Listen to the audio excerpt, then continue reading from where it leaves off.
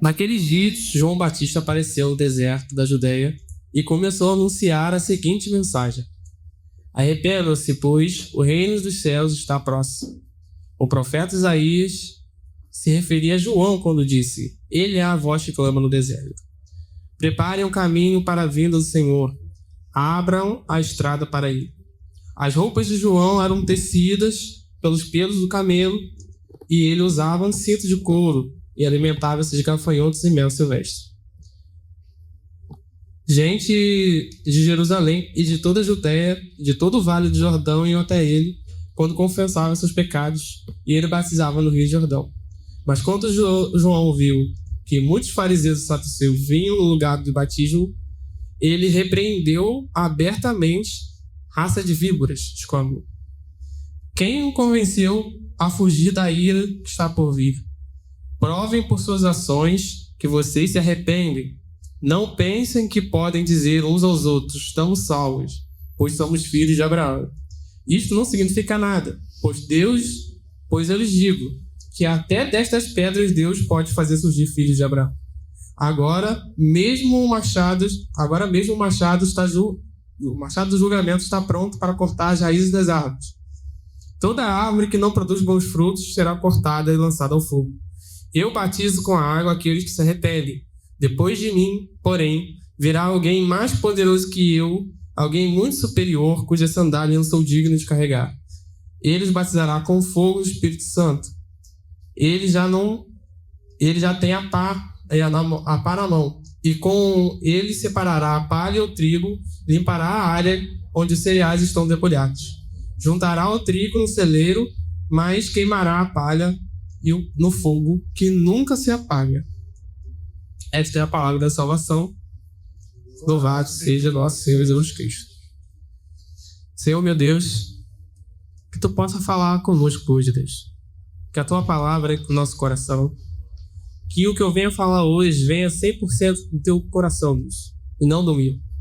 Que essa palavra seja para nos curar, para nos redimir, para nos aproximar de Ti, e que ela venha ter funcionamento prático na nossa vida. Que a gente possa sair daqui renovado com essa palavra, que a gente possa sair daqui preparado e mais sábio, Deus, mais próximo da Tua palavra e com mais esperança no coração para os dias que vão vir. Em nome de Jesus. Amém. Amém. Então, gente, a gente falou muito hoje nas 3 palavras, não sei se vocês perceberam, sobre profecia. Hoje, a vinda de João Batista e a vinda de Jesus é amplamente falada, né, na Bíblia antes deles acontecerem. E vocês vão perceber que, pelas passagens, talvez não a de João, não a de Mateus, mas na de João e de Lucas, por exemplo, que não é só uma visão da gente vendo o que aconteceu depois. É muito fácil você botar uma profecia depois que tudo já aconteceu. Você olha para trás e fala: tudo lá era profetizado. Mas nesse período, as pessoas já estavam se perguntando, né? Quem é esse rapaz aí? Quem que é João Batista? Quem que esse rapaz é? O que ele está falando? Ele é profeta? Ele é Elias? Quem que ele é? Né? E tudo isso tem uma ligação com aquela profecia de Isaías, né? Isaías 40, que fala sobre que é aquela passagem que a gente acabou de ler em Mateus, né? Voz que clama no deserto, preparem um caminho do Senhor, né? Que é o precursor da palavra ao povo, né? Eu queria que vocês tivessem atenção a isso, porque eu vou voltar nessa parte da palavra algumas vezes. O texto começa apontando João Batista como cumprimento das profecias. E esse processo foi visto e debatido no período, mostrando todos que viam algo diferente de João Batista, mas não sabiam o quê. Quando perguntam João Batista, em João do 1 ao 23, eles falam, né? João respondeu citando aos profetas Isaías: Eu sou aquele que grita assim no deserto, prepare o caminho do Senhor. Porém, como o próprio Jesus, nem todos criam nele. Vocês vão ver que muita gente duvidava de João, né? Nessa parte da Bíblia.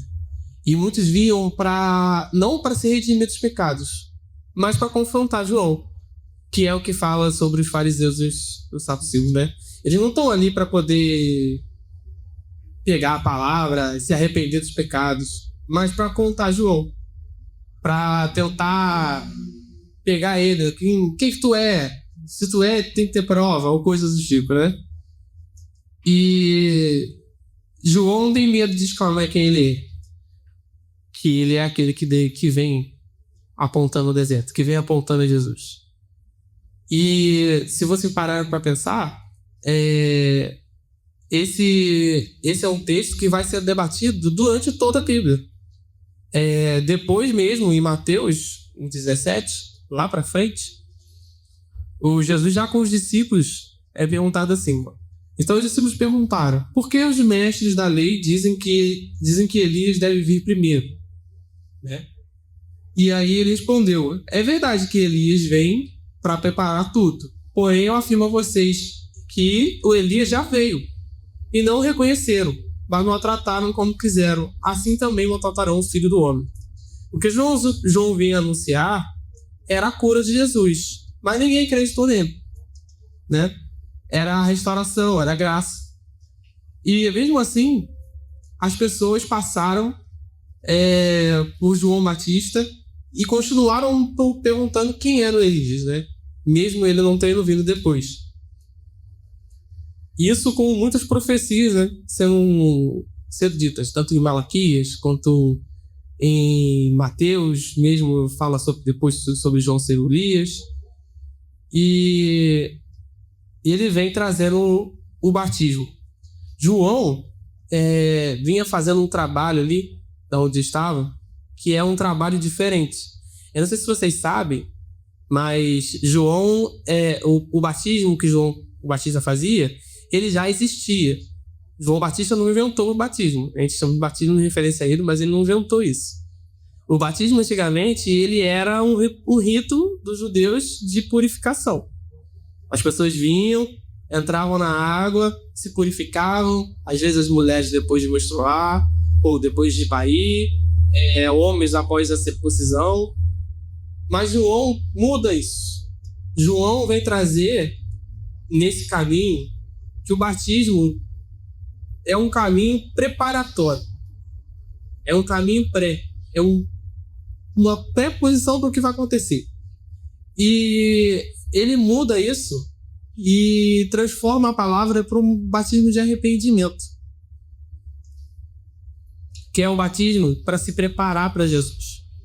Que é um batismo que a gente faz. Mesmo que a gente não entre na água hoje em dia, a gente faz muito isso hoje em dia. A gente se prepara, a gente vai ler, pede arrependimento e espera que Deus nos arrependa quando a gente está preparado do pecado, né?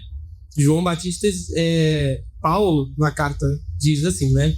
João batizava aqueles que se arrependiam dos seus pecados e também dizia ao povo de Israel que eles deviam crer nele, deviam crer que naquele que havia de vir depois dele é Jesus, né? O batismo de João não era completo, mas era necessário. Ele era importante para a mudança que ia vir no futuro. O batismo era uma tradição, mas ele se preparava para uma coisa maior. A gente pensa que todo esse preparamento de João Batista, eu não sei se vocês param para pensar nisso, mas muita gente parava para pensar, até os próprios discípulos se perguntam, né, por que não acreditam em João Batista, mas por que existia o batismo de João se Jesus ia mudar o batismo depois, né? Qual era o sentido de ter dois tipos de batismo? E o batismo de João, apesar de ser incompleto, ele é um batismo muito importante, porque o batismo de João é a casca, é o esvaziamento da casca. E o batismo de Jesus é o preenchimento dessa casca.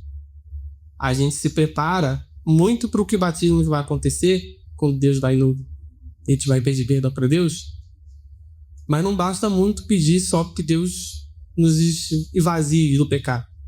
Se não for preenchido com o Espírito Santo, o pecado tende a retornar. Porque é a casca vazia. Você vai se tornar, no momento, você é apenas uma casca vazia do que você é. Você está sendo completado por pecados, por desejos, por muitas coisas que permeiam o seu coração. Mas se você não pedir para Deus te preencher do Espírito Santo no momento que você pediu arrependimento, o pecado volta a entrar de novo. Aquele pecado, o que te impede de pecar, não é a sua força de arrependimento. Não, me arrependi muito. Nossa, fiz aquele pecado contra meu irmão, estou super arrependido. Agora preciso mudar de vida. Mas se Jesus não estiver na tua vida, qual é o sentido? Tu vai ter força? Você acredita que você vai ter força para mudar? Você acredita que você vai ter ímpeto? Não, assim, eu mudei porque aquilo me incomodou muito, mas você chega na hora, você repete de novo. Acontece mais uma vez. E é isso que João Batista também dizer. Né? Depois de mim, eu estou batizando vocês com água. Mas depois de mim, vai vir alguém que vai batizar vocês com o Espírito. É mais importante que vocês estejam ligados nesse caminho, porque o que eu estou fazendo aqui não é completo. Ou seja, o que João Batista está dizendo não é completo você vir e pedir perdão. Você vem e se perdoar, pedir perdão ao seu irmão, é necessário. O que estamos fazendo aqui é importante. Mas não é suficiente. João Batista mostra, em todas as outras passagens, tanto de João e talvez de Mateus, não mostra exatamente isso. Mas em João, se vocês lerem o Evangelho de João, que Mateus mostra lá, você tem que mudar de vida. E a pessoa pergunta, muda como? Se você tem pecado contra seu irmão, você pede perdão.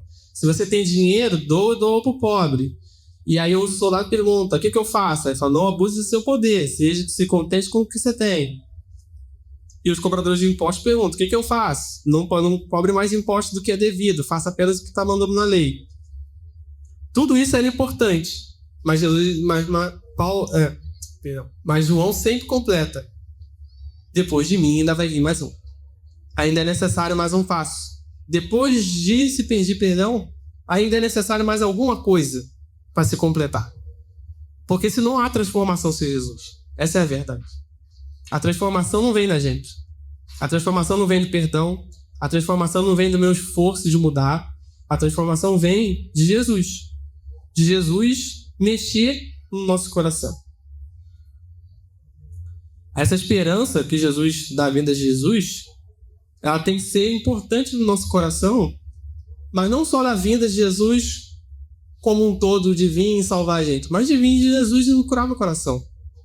E é orar completamente. Jesus, me perdoa, mas que eu seja maior amanhã. Na tua fé, seja maior em fé, menor em pecado, menor em pessoa, que eu possa ser mudado, que eu possa ser transformado, para que amanhã eu não venha a ser o que eu sou hoje, né? E Mateus, ele não só, a gente está no advento, não sei se vocês sabem, eu não falei que eu estou explicando isso, nessa parte do advento a gente está focando em Mateus, porque o advento ele pula dos evangelhos, né? Cada evangelho, cada ano ele fala de um evangelho diferente. Tem essa parte aqui do que é o advento aqui, se vocês quiserem dar uma olhada depois. Tá bem legal. E não é à toa. Assim, tem uma coisa importante que Mateus quer mostrar pra gente, que é a parte dos saduceus e dos fariseus.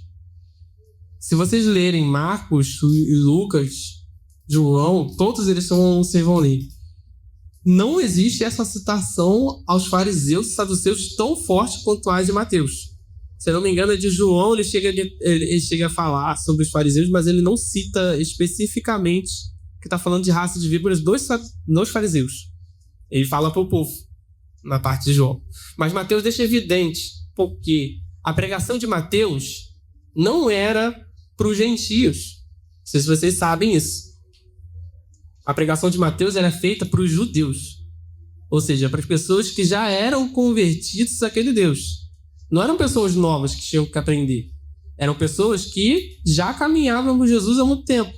ou com o Cristo. No caso, no caso de Deus, ao mesmo tempo. Eles estavam se convertendo a Cristo, mas seriam deus na religião, né? E Mateus vem mostrar com muita força o que é a hipocrisia de quem já acredita nisso. Mateus fala, não fiquem gloriados porque vocês são filhos de Abraão. Porque filhos de Abraão, Deus pode fazer brotar até da pedra. Então, o que vocês têm não é nada especial. E ele deixa isso muito evidente, porque às vezes a gente fala, não, eu vou da igreja. Então tá tudo certo. Não, meu pai é crente, eu sou crente, a gente segue uma vida certinha, tá tudo certo. E a gente esquece de buscar, porque não, minha família já é de Cristo. Eu faço, eu saio daí pecando, não saio aí pegando todo mundo, não saio daí fazendo um monte de coisa, então a minha vida é uma vida de crente, ou seja, eu sou santo também. E era isso que os fariseus achavam que era. Não porque eles não seguiam a lei, porque eles seguiam. Se você não sabe, os fariseus e saduceus eram mestres da lei e muito respeitados, inclusive. Significa que, provavelmente, eles seguiam as leis melhor que a gente. Melhor que eu, melhor que você, melhor que todo mundo que está aqui. Porque eles sabiam de cor o que está escrito ali. Eles seguiam aquilo à risca. Eles seguiam aquilo dali como se fosse tudo para eles. Mas com soberba coração. Muitas vezes com o ímpeto de dizer, não, a minha família é de Cristo, minha família é de Deus, eu sou judeu, minha família é judeu, não tem pecado na minha família é uma família santa e eu mereço respeito referente a isso. Porque eu estou fazendo ali. Aquele judeu que está ali cobrando imposto, aquele judeu ali que serve aos soldados romanos, não, esse ali é a escória da sociedade. Aquele dali não merece nada. Mas eu mereço. E eles não vão em busca de perdão. Eles vão em busca de confrontamento. E quantas vezes a gente não é assim? Quantas vezes a gente não vai na igreja, ou a gente vai visitar uma igreja de um irmão, vai fazer alguma coisa do tipo, a gente olha e fala, caraca, mas isso aqui tá muito errado. Poxa, essa igreja aqui, essa iluminação, puxa, nada a ver. Tá tirando totalmente o meu foco aqui da igreja. Que coisa horrorosa. Como é que os irmãos adoram num tempo desse? Não, porque o som aqui é horroroso. Meu Deus, Deus me livre. Eu vou adorar num lugar assim que é um som horroroso? Não sei como é que seu irmão consegue fazer isso.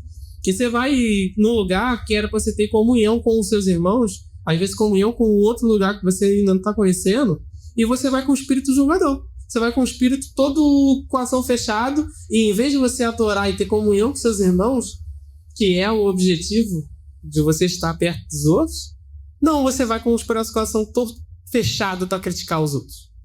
Né? Você vai com tristeza no seu coração, com amargura, sendo que você poderia estar ali sendo um renovo, tendo um momento feliz. Os fariseus estavam ali, mestres das leis, pronto para saber. Quem sabia mais que estava pecando era eles. Quem mais sabiam que eles não eram perfeitos eram eles mesmos. Eles sabiam muito bem que não eram perfeitos. Todos eles sabiam. Não era um engano de dizer que não, eu não sabia que eu pecava. Não era isso. Todos eles sabiam que pecavam. Mas na aparência, no em volta, eles eram maiores. E por isso vangloriavam disso. Quantas vezes a gente não faz um negócio desse, né? Olhar pro outro e falar, nossa, aquele irmão é todo perdido. Sendo que a gente quer o perdido. Os fariseus podiam muito bem chegar aquele momento aí e pedir perdão em ser batizados, ser transformados, estarem mais perto de Jesus. Provavelmente a vida de Jesus estaria muito mais próxima deles. Quando Jesus viesse, o coração deles já estaria amolecido, já estaria pronto para receber o Mestre. Mas não, se endurecendo cada vez mais longe de Cristo, cada vez mais questionando a fé, não querendo ver o que é o chamado de Deus, porque aquele que vem do deserto, vestido de pele de camelo, vestido comendo gafanhoto, comendo mel, provavelmente João Batista deveria estar todo um trapiro total, vivia no deserto. Não, eles queriam Elias. Elias glorificado. Eles queriam Elias descido do céu. Eles queriam Elias vestido de glória. Não queriam um homem vestido de pedra de caminho. E muitas vezes a gente deixa passar a glória porque ela não está vestida de glória. A escritura está escrito, está tudo ali. Tudo detalhado na sua frente. As promessas todas cumpridas. Mas você diz que não. Porque não tem glória. Não tem glória o suficiente para ser Elias. Não tem glória o suficiente para ser completada uma profecia que vai mudar o povo judeu. Né? Em Lucas 3, 8, ele fala assim: façam coisas que mostrem que vocês se arrependeram dos seus pecados. E não digam uns aos outros: nós somos descendentes de Abraão. Pois afirmam vocês que até dessas pedras fazemos descendentes de Abraão. O reino exige fruto digno de arrependimento. João falava que não bastava chegar ali e se arrepender e dizer que se arrependeu, mas mostrar que se arrependeu. Fazer a diferença. Porque o anúncio do Messias que ia vir é aquele que vem depois de mim, é mais poderoso. Ou seja, João Batista está falando, não é o suficiente se arrependerem só de palavras. Vocês têm que se arrepender de coração. Vocês têm que esperar o sangue de Jesus tocar por vocês. João batiza com água. O Messias, porém, batiza com o Espírito Santo e com fogo. E o fogo que serve para dar vida, que parece uma vida, né? O fogo parece vivo, mas ele consome tudo aquilo que toca. E é feito para matar e para purificar. Né? O fogo tinha esse ímpeto nessa época. Você tinha alguma coisa, você tinha trigo, e você queria que o trigo rendesse mais, você transformava em pão, assava ele e matava os fungos e bactérias que tinham em volta, e o trigo estava novo. E esse é o fogo do Espírito Santo que João vem anunciando. Em Atos 1, 5, Paulo diz: pois de fato João batizou com água, mas daqui a poucos dias vocês serão batizados com o Espírito Santo. Pode ver até isso, gente. A espera do Espírito Santo, do fogo que vai vir descer a gente, consumir, transformar a gente. Todo dia a gente tem esse ímpeto de fazer o batismo de João. Eu acredito que vocês ali tenham esse ímpeto no coração de vocês.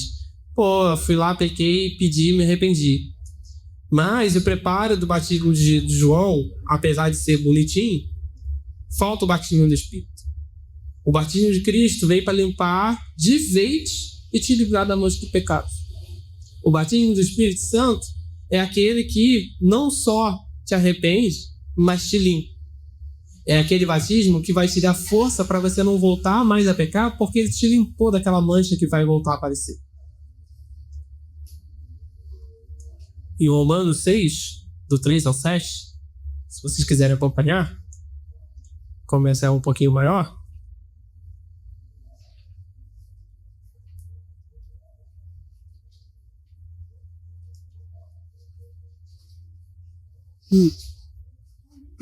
Romanos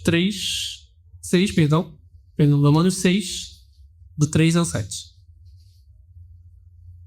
E vou pensar aqui, se Deus quiser. E vai se preparar também. Eu pronto.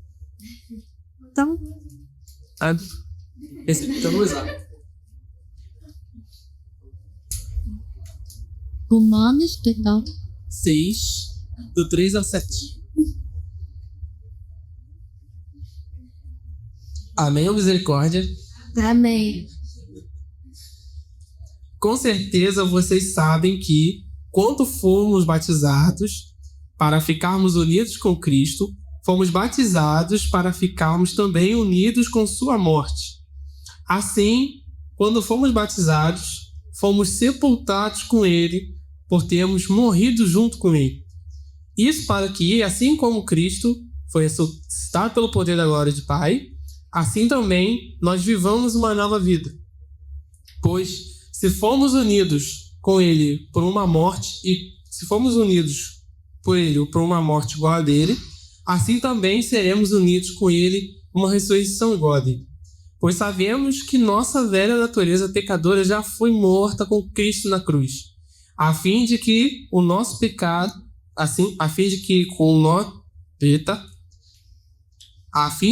o nosso eu pecador, morta com Cristo na cruz, a fim de que esse eu pecador fosse morto e assim não sejamos mais escravos do pecado, pois quem morre fica livre do poder do pecado. Ou seja, Paulo está falando aqui, o batismo de Cristo, que vem com o sangue dele, com a morte dele, ele vem mais do que para arrepender a gente dos pecados. E é por isso que nós queremos que o batismo não é só para arrependimento, mas para lavar a gente, para mudar a gente, para transformar a gente, para queimar o pecado que está em nós e nos transformar. Aquele pecado que agarrava na nossa carne agora está morta, porque a pessoa que estava lá morreu. Aquela mancha no seu corpo morreu. É uma nova pessoa, um novo corpo, uma nova pessoa. Assim como um novo espírito, uma nova pessoa surge um corpo limpo, um corpo sem pecado, um corpo glorificado pelo poder de Cristo. E é esse arrependimento, é esse batismo que João vem apontando para a gente. É esse batismo que João diz que é importante. Olha, eu estou dizendo que o que vocês estão fazendo aqui é importante. É importante vocês darem o que vocês têm aos pobres. É importante que vocês fazerem mudança no seu corpo. Mas nada disso adianta se vocês não tiverem arrependimento de verdade, de vocês não aceitarem Jesus no seu coração. Se Jesus não tiver no coração de vocês, tudo isso que vocês estão fazendo é em vão. Porque o que eu estou fazendo aqui não é nem a ponta do que é importante. João Batista diz, eu não sou nem digno de pegar as sandálias dele, não só porque Deus é todo glorioso, mas porque o que estou fazendo, o que eu posso fazer como ser humano é insignificante comparado ao que Deus pode fazer com a gente. A morte e o pecado que residiam em você antes do batismo já não residem mais.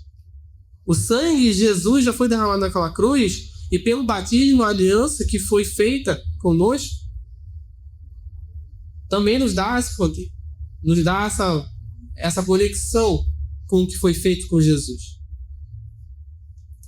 João Batista aponta uma urgência também, porque Cristo aparece como uma pá.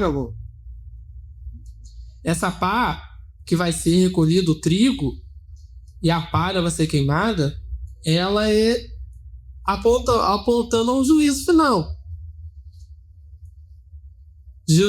João faz um paralelo completo. Ele pega todo o caminho que seria do cristão.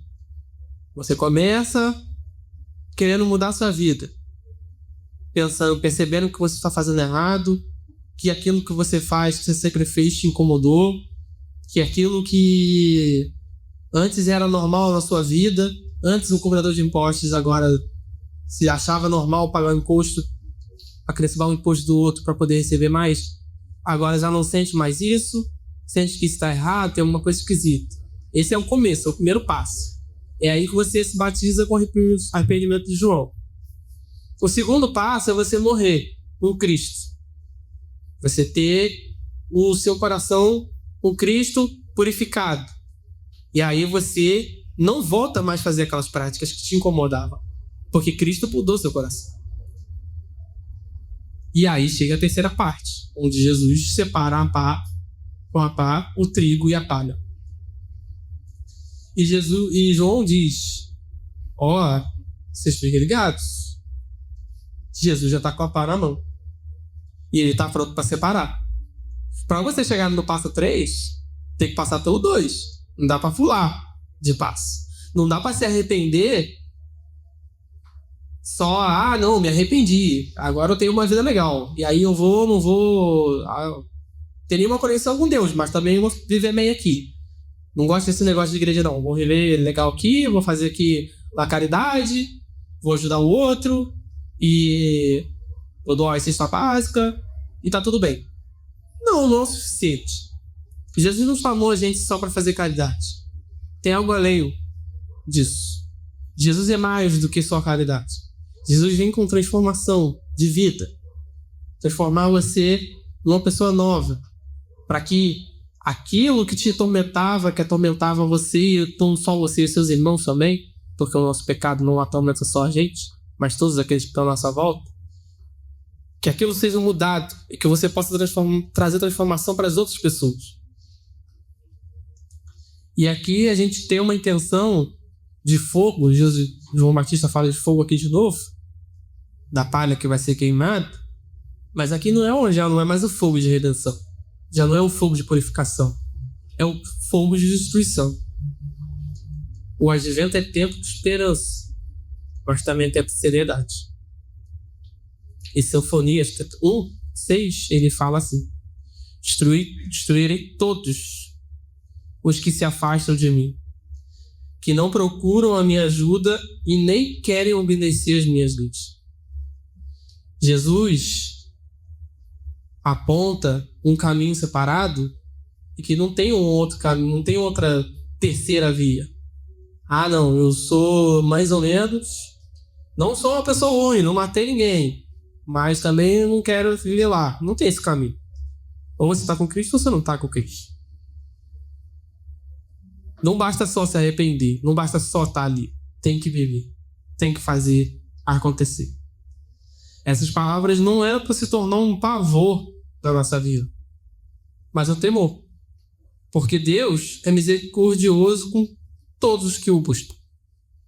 Em Malaquias 4:1-2, ele diz assim: o Senhor Todo-Poderoso diz: está chegando o dia em que todos os orgulhosos e todos os maus serão queimados como palha e queimada na fogueira. Naquele dia, eles queimarão e serão completamente destruídos. Mas, para vocês que me temem, a minha salvação brilhará como o sol, trazendo vida em seus raios. Vocês saltarão de alegria como bezerros que saem saltando no curral. A salvação de Cristo é mais do que temor. A gente não deve ficar com medo da palavra de Deus. É claro que Deus fala sobre o fogo, fala sobre isso. Mas isso não é motivo de ficar triste, de ficar preocupado. É motivo de ficar feliz. Porque Deus está preparando um mundo, um local em que vocês vão viver profundamente felizes. Deus está preparando o verdadeiro batismo que vai acontecer quando a gente ressuscitar dos mortos, numa carne nova, num corpo glorificado, em que a gente nunca mais vai ter esse pecado no corpo. E essa preparação, que é o corpo de Cristo, que tem que trazer esperança pra gente. Porque o corpo de Deus, ele é mais do que só preocupação, é mais do que temor. Muita gente vive a igreja com medo. E essa não é a palavra de Deus. Você não vai na igreja porque tem medo de ir pro inferno. Você quer ir na igreja porque você ama Deus, porque ele já fez por você. Porque Deus já te salvou. Deus já te salvou. Ele já morreu na cruz. A salvação que ele tinha que fazer por você já está feita. Deus não diz aqui aqueles que fazem o bem vão ir para o céu. Estarão comigo. Eu volto a ler para vocês aqui, ó. Mas para aqueles que me temem, a minha salvação brilhará como o sol. Deus não está falando assim, aqueles que fizerem o bem, aqueles que erguerem 50 casas para pessoas desabrigadas. Não, Deus está falando aqueles que me temem, aqueles que me buscam, aqueles que querem estar perto de mim. Porque a única coisa que Deus quer de você é que você busque. É a única coisa que ele se preocupa, está se pedindo para você se preocupar, é que você busque. E o resto ele vai fazer. O sangue já foi derramado, já está aqui, na sua porta. Basta você abrir a porta para que Deus possa entrar. Está na hora de viver a verdade da palavra.